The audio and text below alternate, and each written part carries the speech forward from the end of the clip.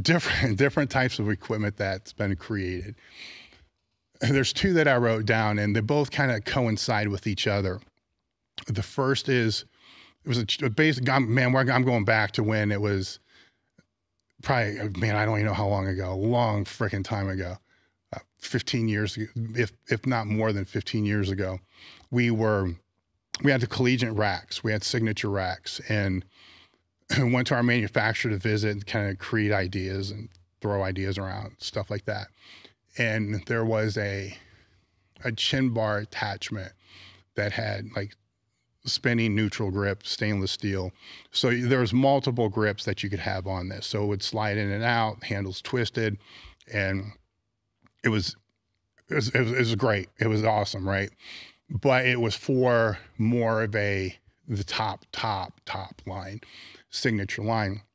So we were discussing, different ideas on how we could implement that more on the midline, collegiate line, that would bring the cost down a little bit more. And the idea came up of just an angled chin bar, because normally it was just a regular chin bar that you would see in there, and then to just kind of like camber it a little bit. And that was because that would give that a little bit of a neutral angle on the bottom of that cambered. So think about, like a cambered bench bar, wider cambered bench bar. So you'd have different handles, more multi-grip type of handles. And then I threw out it, and when Jim Wendler was there, and Ken Hicks, who's been with me since basically day one. So it was just us three with the manufacturer kind of talking this through. And well, it'd be nice if there could be like a neutral grip that would come out on that, just like two welded handles that would come out with the grips. And then it was either Jim or Ken that said, well, why don't we go 2 bars and then put the grips between the 2 bars? That way you don't have that bar that's kind of sticking out from that. So then we ended up with this angled chin bar that had multiple handles in there, which is known as a Swiss chin bar, or whatever it was called. But it's standard now in all the racks that you see. But this just came across as one of those things like, here's this really cool thing, then we got to find a way to make it more budget friendly, I suppose, with more options from that. And then from that ended up, a Swiss bar, because then it was, okay, let's take this, put it into a bar, because how cool would it be to be able to do that? And then at first it was a log press bar, because it kind of simulated more of the log press. And then because of the width of it, I didn't like the width of it. So we brought the width down to make it be more the width of a dumbbell. And then from there, there's all these, different handles on there. I think it was Wendler, or it was one of the two that said the Swiss, call it a Swiss bar, and so then that's where kind of the Swiss bar idea stemmed from there. So those were there's a lot of shit like that though, where it was just, a bunch of us together, like, well, man, it's a pain in the ass to like choke bands underneath a power rack. Like, there's got to be a better way to do this. Well, let's weld something on there. Well, that's kind of a pain in the ass, because what if you want it forward or you want it back? Why don't we just pop holes in it and then put pegs through there? Then you can stretch the bands out. So there's band pegs.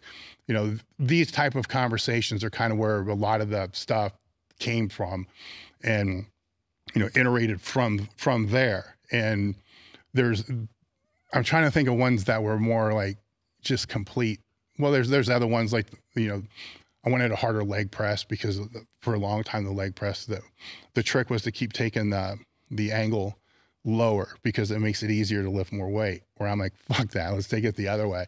That was kind of a mistake, because it jack your back up a little bit, where one of the first corrections of that I still have in the gym now. We use reverse band pegs on it a lot, because it is a little bit the angle is a little bit too much, but I won't get rid of it. I just rather use the reverse band pegs on there.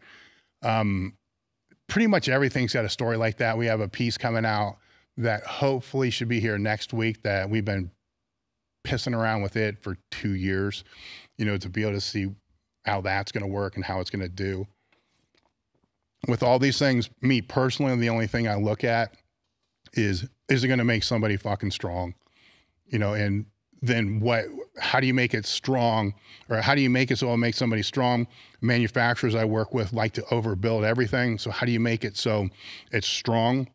And then how do you keep it so I like it gritty, like certain things that the market wants, I probably should do, what I won't, like stainless steel grips on a Swiss bar. Like, what the fuck for?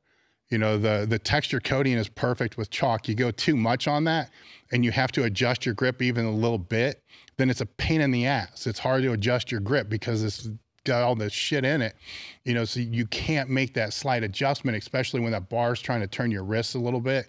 So it's not like we didn't try a lot of these things. A lot of these things we did try and I hated it. Or it messed up the way that it worked. Revolving sleeves on a yoke bar sucks, so I hate the way that worked. I hate the way it makes it too freaking easy. The bar's rotating. It's not throwing you forward the way that it should. And I don't want it. So that's not to say that, it probably hurt sales. So we should create a line that's going to be more signature and note these little differences in there, kind of go there. But off the top of my head, I can't really think of any other ones outside of those that I wrote down in there.